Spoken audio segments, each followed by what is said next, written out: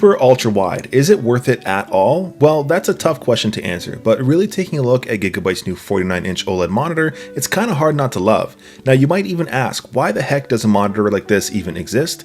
Well, this monitor aims to sort of be 3 monitors in one. Of course, you have the massive immersive 32:9 aspect ratio monitor, you've got a 21:9 at 34 inches, and of course, even on its own, you're going to be getting about 2 27-inch 1440p monitors on one single display. Now for myself, I've had the pleasure of using loads of top-of-the-line monitors recently, from 1440p at 360Hz, 4K at 240Hz, but something I haven't really jumped into recently is this monstrous 32:9 aspect ratio at 5120 by 1440p. As for why I'm even interested in this monitor whatsoever is that as long as I can remember, I've pretty much always just used one single monitor in my desk setups. Since I am a wannabe minimalist, having one display is simply the way to go, even though I still sort of own a little bit too much. That said, wanting to cheat on that one monitor rule just a little bit, this sort of gives me 3 monitors all at once. And well, as for the ports, this really is packed with just about everything you might need. This does have 2 HDMI 2.1 ports, but I will be only using one of these for my PlayStation 5. You've also got that DisplayPort 1.4, which does go right to my RTX 4090 gaming PC. You've also got a Type-C port, which does give you both display and charging, alongside access to the built-in USB hub, which does have 2 USB-As. Lastly, you do have an audio jack, which you can use for a set of speakers if you do so choose. I don't really have the room here on my desk setup, but I swear by having a good set of speakers, so I will be keeping them. Coming down to the build of the monitor itself as well as the stand,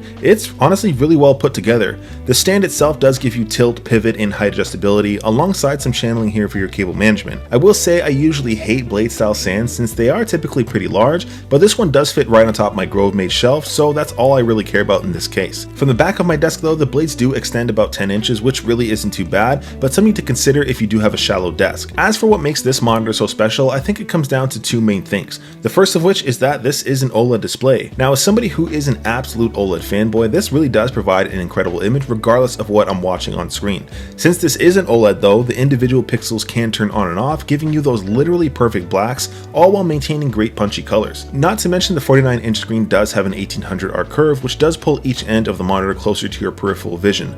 Definitely something you might need for a monitor of this size for both productivity and gaming. And for anybody who is into heavy sim racing, this is a great option for that, which does pull me right into my PC gaming. From an immersion standpoint, as cliche as that sounds, a display like this is definitely a recommendation for anybody who's into driving games. Hopping into Forza Horizon, it's easy to see why people choose ultra-wides for a racing experience. Now obviously a desk setup is far from a racing sim, but even still this does look badass, and this really does a great job. Even if you're not trying to build out a sim or into racing games at all, jumping into a game like Red Dead Redemption 2 is simply incredible. It's wild to see a game like this taking full advantage of the 32:9 aspect ratio, so it's really hard not to enjoy this.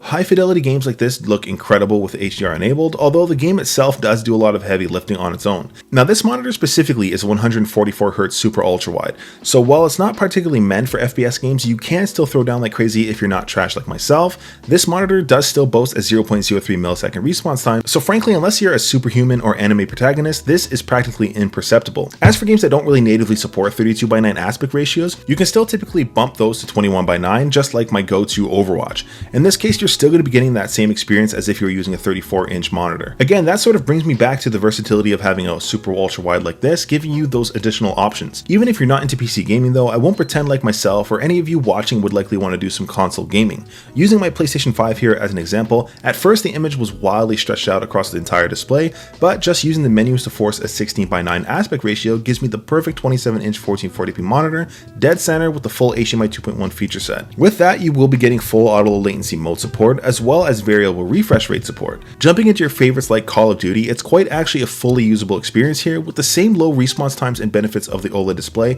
Again, it's sort of impressive that you have an almost 3 display setup here. Likewise, I've always personally found HDR support on consoles to be a little bit better than my PC, so similarly games with a badass HDR profile simply look gorgeous.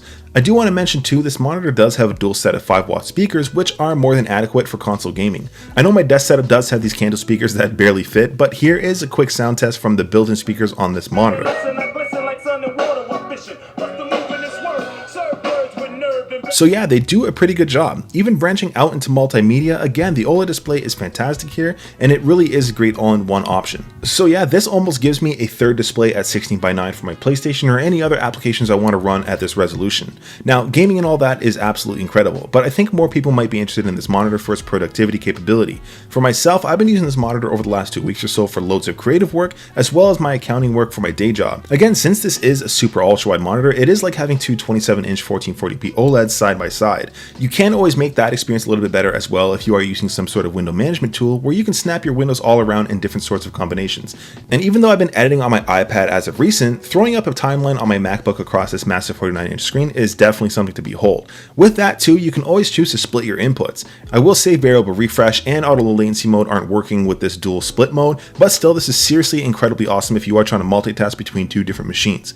Even more so since this display does have a built-in KVM, which does swap whatever is in your USB hub between your Type-C device and your PC. In this case, if I am using a mouse and keyboard, it'll easily jump between both my iPad and gaming PC. Now, since you might be using this a lot for productivity, naturally there's going to be a lot of static images on your display. With that, you might be a little bit worried about burn-in. To combat this at least, you do have some built-in tools here in the menus to prevent that, like Pixel Clean and Pixel Shift. As for the rest of the menus, the gaming side keeps things pretty simple with built-in crosshairs and timers if you need it, and the rest of the menus will open up for additional picture profiles you can swap around depending on what you're doing. Now, with all of this in mind and everything I've spoken about, who is this monitor for? Now, really having used this over the last 2 weeks or so, I'm not kidding when I say this is practically 3 monitors in one.